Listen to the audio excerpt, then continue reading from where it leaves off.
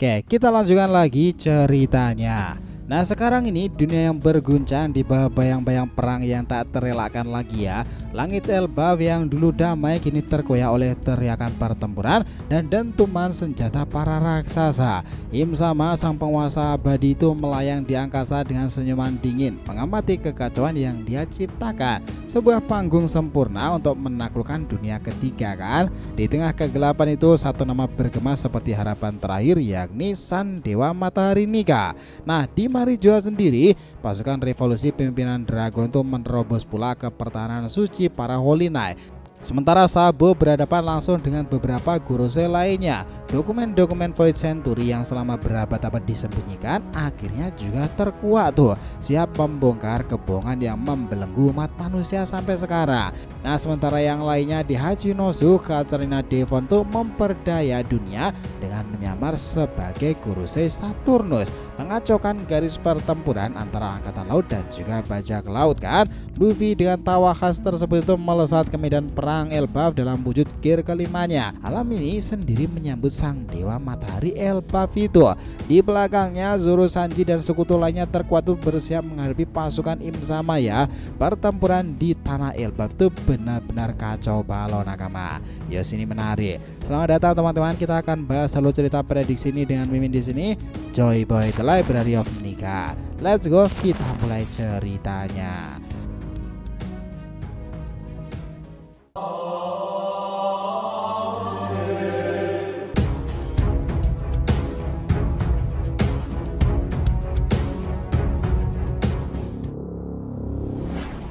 Oh ya, biar terus bisa berinteraksi dengan kalian, subscribe dan bantu ramein video ini ya nakama. Let's go, kita masuk ke pembahasannya.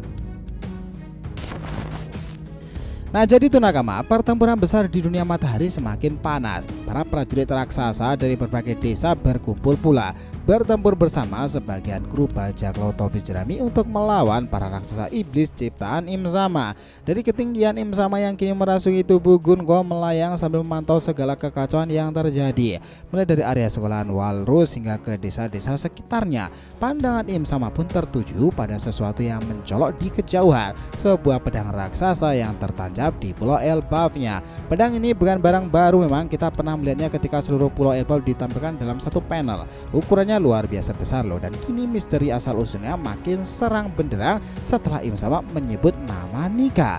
Ini memberikan petunjuk pula ya bahwa pedang tersebut mungkin milik Dewa Matahari itu sendiri loh. Fakta ini juga menandakan bahwa Im Sama sudah ada sejak zaman kuno. Saat Nika pertama masih hidup, dunia pertama ya. Dunia kedua ia mungkin bertemu dengan Joy Boy. Kini di dunia ketiga musuh utamanya adalah Luffy. Joy Boy baru sekarang ini yang di dunia kedua adalah musuhnya di masa lalu. Nah, pertarungan ini seakan-akan dijavu benar-benar nih pada semangat Joy Boy. Pertarungan demi pertarungan pun berlangsung di proyek penjuru dunia matahari. Jinbe dan Brook menghadapi Dory dan Brogy yang kini berubah menjadi raksasa iblis di bawah kendali Im Sama. Dulu ya mereka itu adalah kapten bajak laut Giant Warrior yang tangguh benar tuh. Tapi kini kekuatan mereka makin menakutkan karena dimodifikasi dengan kekuatan iblis. Brook mencoba melawan dengan serangan pamungkasnya, tebasan es berskala besar. Namun dia tak berhasil menjatuhkan Dory pula. Brook di sini jelas kelelahan tuh karenanya. Nah, melihat kesempatan itu, Dory melancarkan serangan baliknya. Brook yang masih kehabisan tenaga tampak tak akan sempat menghindar pula. Tapi di saat-saat kritis, Usopp muncul dari kejauhan. Ia menembakkan pop green kuat ke arah Dory nih, mengalihkan fokus sang raksasa itu sendiri. Usopp menangis saat melakukannya. Hatinya itu jelas kesal ya menyaksikan dua raksasa sahabat dan idolanya itu berubah jadi sosok monster. Ia teringat momen indah mereka di Little Garden kala itu dan bertekad menyelamatkan mereka meski belum tahu caranya sama sekali. Namun ya, bahaya lain datang dari belakang. Monster mimpi buruk ciptaan Saint Gillingham juga muncul. Seperti yang dibahas sebelumnya, monster-monster ini menjadi makin kuat karena energi Im Sama. Usopp pun terpaksa kabur dikejar makhluk semengerikan itu. Di sisi ini nakama, Jinbe masih berhadapan dengan Brogy sendiri. Serangannya itu kurang efektif ya, hingga ia mengambil inisiatif menggunakan awan-awan di sekitaran. Jinbe memanipulasi awan tersebut untuk menyerap air dan menyerang Brogy dengan semburan luar biasa besar. Meski tak menjatuhkan Brogy secara langsung, serangan itu cukup ngebuat sang raksasa itu kerepotan. Ini menunjukkan betapa pentingnya lingkungan bagi sosok Jinbe. Selama itu ada sumber air, ia masih bisa untuk mendominasi pertempuran. Nah, di sini sayangnya ya nakama, situasi para prajurit Elbaf di tempat lain tak begitu baik. Meskipun jumlah mereka itu lebih banyak, mereka tetap terdesak oleh kekuatan raksasa iblis. Robin dan Nami pun turun tangan secara langsung, mengatur ulang strategi agar mereka itu bisa bertempur dengan lebih efektif lagi. Nah, dalam keadaan terdesak seperti ini, kecerdasan dan taktik lebih penting dari kekuatan semata sih. Memang kita melihat bagaimana Im sama kembali disorot pula ya dalam panel ini. Dia itu masih melayang mengawasi situasi. Kedua kesatria sucinya Sommer dan Gillingham mendekat dan berlutut di hadapannya. Mereka itu meminta maaf karena ngebuat Im sama harus turun tangan sendirian.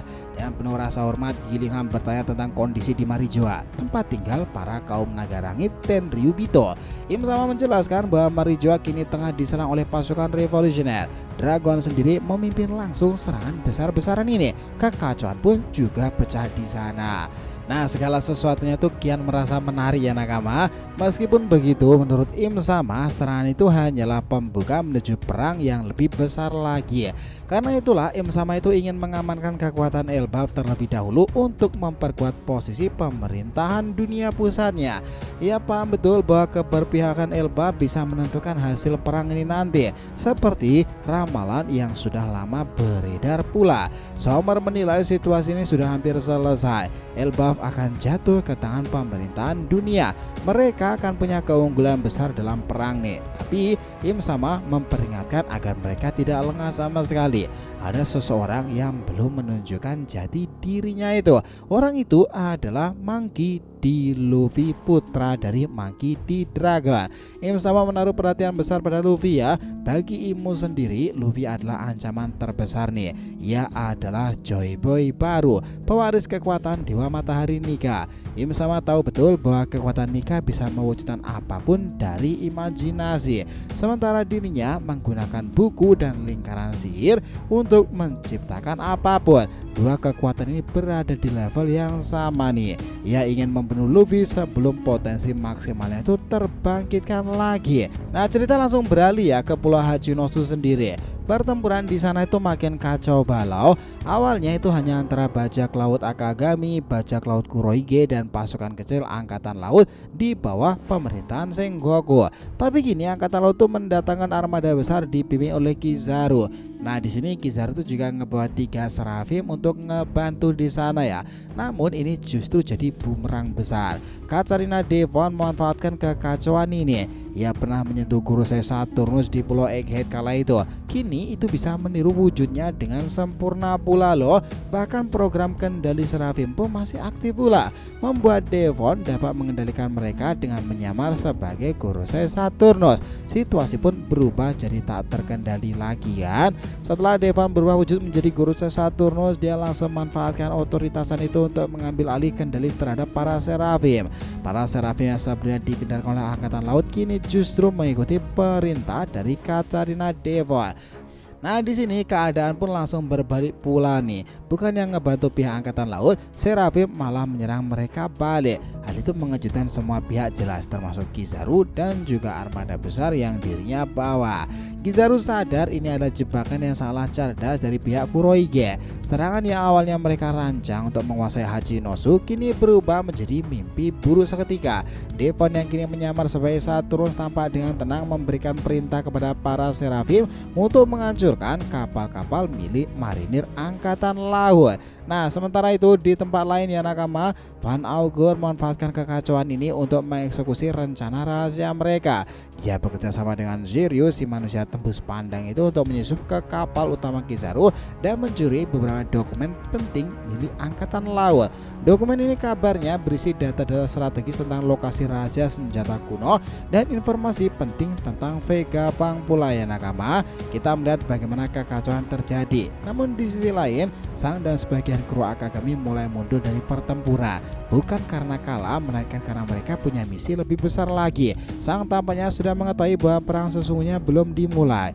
Mereka harus kembali berkumpul untuk menyusun kekuatan penuh menghadapi yang lebih besar, perang penentuan takdir dunia sendiri. Nah lalu ya, adegan tuh beralih kembali ke Elbafnya. Im sama masih menguasai medan tempur dengan tajam nih. Kini menyuruh Gillingham dan juga Sommer untuk mempercepat pengambil alih penuh atas pulau para raksasa itu. Gillingham mengangguk dan mulai memanggil monster ciptaan yang paling kuat yang disebut sebagai Dewa Mimpi Buruk. Monster ini belum muncul sepenuhnya simbang, tapi siluetnya saja sudah ngebuat para raksasa itu ketakutan. Di tengah-tengah situasi genting seperti itu, tiba-tiba langit berubah warna ya. Petir menyambar dari segala arah, lalu terdengar suara tertawa yang salah familiar. Ya hahaha, yaitu adalah suara Luffy nih. Akhirnya dia itu muncul juga di dataran tinggi Elbaf. Ia datang dengan penampilan menggunakan gear kelimanya secara langsung dan ekspresi gila seperti biasanya. Seketika suasana berubah total nih. Para prajurit raksasa langsung semangat lagi begitu melihat harapan mereka berdatangan. Im sama menatap tajam ke arah Luffy. Pertarungan puncak antara dua matahari Nika dan penguasa tertinggi dunia ini tampaknya akan segera dimulai. Luffy terlihat melayang dengan awan-awan putih yang mengelilinginya seperti biasa dalam bentuk gear kelimanya ya. Tapi kali ini aura yang dia pancarkan jauh lebih kuat dari sebelumnya. Nah, Luffy mulai memahami potensi penuh dari kekuatan imajinasi Nika. Nah, di belakang Luffy sendiri muncul juga para sekutu lainnya, Zoro dan juga Sanji serta beberapa karakter kuat lain yang ikut menyusul pula. Mereka semuanya siap bergabung dalam pertempuran paling epik yang akan menentukan arah dunia baru. Luffy hanya tersenyum memang lebar dan berteriak, "Aku datang buat tampil kendali dunia ini." Nah, di sini cerita pun juga mengarah pada klimaks besar antara dua dewa Nika dan juga Im sama kan. Kekacauan Elbaf, kekacauan Marijoa semuanya disebabkan pada sebuah battle royale yang berkelanjutan. Sementara itu di balik megahnya istana Pang ya, pasukan tentara revolusioner yang dipimpin langsung oleh Dragon, Sabo, Karasu dan juga Morley serta Lindbergh sedang mengguncang jantung pemerintahan dunia. Mereka tidak hanya datang menyelamatkan Bartolomeo Kuma dan juga yang lain sebagainya, tapi juga untuk memutus rantai kekuasaan yang telah membelenggu dunia selama ratusan tahun. Dragon yang biasanya kalem dan juga misterius kini tampil garang nih. Serangan-serangan anginnya yang luar biasa menghancurkan barisan penjaga Holy Knight satu persatu. Serangan itu bukan sekedar angin biasa, itu bisa melumat bangunan dan menyerap energi loh. Serangan-serangan Dragon itu menghadapi lawan sepadan karena Garling di sana itu melakukan manuver-manuver luar biasa. Pertempuran di antara dua pemimpin itu benar-benar mengesankan. Namun di sisi lain kita melihat bagaimana pertempuran Sabo dengan beberapa anggota Holy Knight lainnya itu. Samurok sebenarnya juga sempat bertarung dengannya ya. Serangan-serangan merah-merah Nomi dan juga evolusi kekuatan api Sabo itu mengesankan. Namun ya nakama, beberapa di antara para gurusnya itu juga telah melihat keadaan tersebut. Kekuatan-kekuatan gurus itu sepertinya juga sudah ditampilkan dan Sabo sendiri itu tahu bagaimana mereka semuanya itu bekerja di bawah kendali sang raja dunia Im sama. Nah, di bawah istana itu Morley dan Karasu berhasil membuka jalan ke tempat penyimpanan rahasia pemerintahan dunia, termasuk dokumen tentang Void Century. Dokumen-dokumen itu kini berada di bawah tangan revolusi nih. Lindbergh langsung menghubungi Koala dan para pemimpin revolusioner lainnya di seluruh dunia untuk menyebarkan informasi sepenting ini. Dunia akan segera tahu kebenaran yang selama ini ditutupi pemerintahan dunia kan. Im sama yang melihat kekacauan ini dari ruang rahasianya akhirnya bergerak meskipun tubuhnya sekarang ini mengendalikan sosok Gunko yang ada di Elbafnya. Ia bangkit dari singgasananya yang memanggil makhluk bayangan misterius dari dalam senjata kuno bernama Mother Flames. Senjata ini merupakan versi kedua dari yang digunakan untuk menghancurkan Lulusia, tapi kali ini targetnya adalah seluruh Red Line. Itulah kenapa dia juga menyebutkan kata dua di belakangnya. Nah, kita melihat bagaimana Imu itu berniat ya menghancurkan Red Line agar bisa membentuk kembali dunia baru tanpa sekat dan kasta itu. Namun semuanya tunduk padanya sebagai dewa tunggal. Tujuannya bukan untuk menciptakan kedamaian, tapi untuk menyatukan dunia di bawah satu kesatuan yang absolut di sini. Dragon yang melihat sinyal Mother Flame 2 itu bersinar di langit langsung tahu waktunya sudah hampir habis. Dia lalu memerintahkan semua pasukannya untuk mundur sambil ngebawa dokumen penting tersebut. Namun Sabo yang masih tertinggal sepertinya dia merencanakan sesuatu. Kita ingat ya bagaimana hubungan antara Sabo dan juga Nefertari di Vivi itu sepertinya memang akan berkaitan erat nih ke depannya. Karena hanya Sabolah yang mengetahui kebenaran tentang informasi Alabasta dan juga hubungan keluarganya yang masih berkaitan erat dengan keluarga Di. Nah, Raja Kobra menitipkan sesuatu kepada Sabo dan dia harus menyampaikannya kepada seseorang bernama Nefertari di Vivi, yang ternyata pula itu adalah adik dari sang putri legendaris Nefertari Dini loh teman-teman. Semuanya kian menjadi seru lagi kan. Itulah kenapa epilog kedepannya bakalan seru jika seperti ini. Debu pertempuran mulai mengendap di Elbaf dan juga Hachinosu maupun di Pangea sendiri. Di Marijoa bendera revolusi berkibar di atas puing-puing istana tersebut. Vivi yang kini berdiri di samping orang-orang besar tersebut dan juga Morgan serta beberapa orang lainnya sepertinya akan bersiap kedepannya bertemu dengan Sabo kan. Namun ya nakama, setelah peperangan tersebut informasi tentang dokumen Void Century akhirnya akan tersebar ke seluruh penjuru dunia.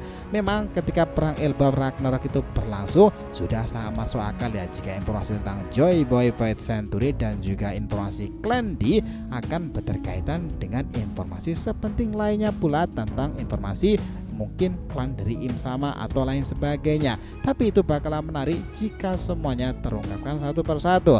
Masing-masing titik sekarang itu sedang rame-ramenya kan. Itulah kenapa kalau kita rangkum pada 2 paragraf di kesimpulan cerita ini ya nakama, pertempuran Elbaf bukan sekedar konflik biasa aja. Itu bisa akan menjadi pertempuran yang akan menentukan nasib dunia baru. Sementara ini pasukan revolusioner yang tengah bergerak tersebut mereka akan mendapatkan sesuatu yang akan diincarnya. Lagi-lagi orang-orang dari kaum Holy Knight atau bahkan kesatria suci menjadi penghalang terbesarnya. Namun ya nakama, ketika semua debu pertempuran dan orang-orang besar itu sudah mulai bergerak itulah kenapa ya pergerakan dari orang-orang besar yang terjadi di seluruh titik pertempuran itu akan ngebuat orang-orang dari kubu pemerintahan dunia dan angkatan laut bekerja ekstra dalam mengawasi dan memainkan peran-peran plot twist mendadak. Itu bakalan menarik sih, karena mereka itu harusnya juga memfokuskan satu perhatian besar berada di Elbafnya. Dan Im Sama sendiri melalui revolusinya dengan menggunakan tubuh Kunko itu sudah sangat jelas ya, mereka menginginkan kekuatan besar Elbaf dan juga agar ramalan itu terjadi di masa sekarang ini. Itu bakalan benar-benar menjadi peperangan Ragnarok yang menarik sih. Kalian sendiri gimana? Sepakat tentang bagaimana penggambaran ini? Jadi itulah tadi anak pembahasan kita mengenai apa yang terjadi pada kisah One Piece ke depannya. Terima kasih banyak telah mengikuti cerita ini sampai akhir. Jika kalian punya pendapat langsung aja komentar di bawah ini dan kita akan usahakan respon, oke? Sampai jumpa di video selanjutnya nakama, dan Joy Boy Sang Nika telah kembali ke peradaban One Piece.